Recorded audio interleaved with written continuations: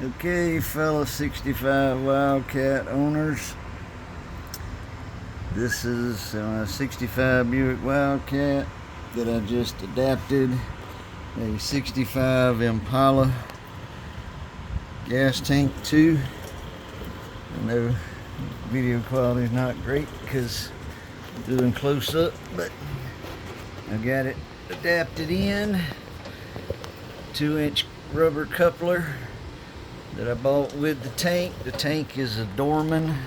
I bought it from Summit.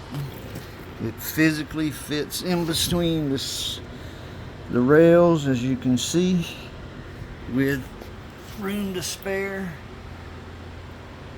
on each side. I think it's about 5 inches to spare on each side. Had to adapt my neck to fit.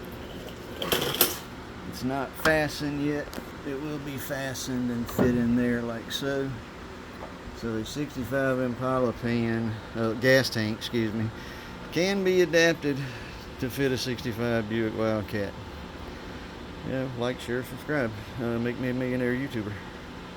Bye.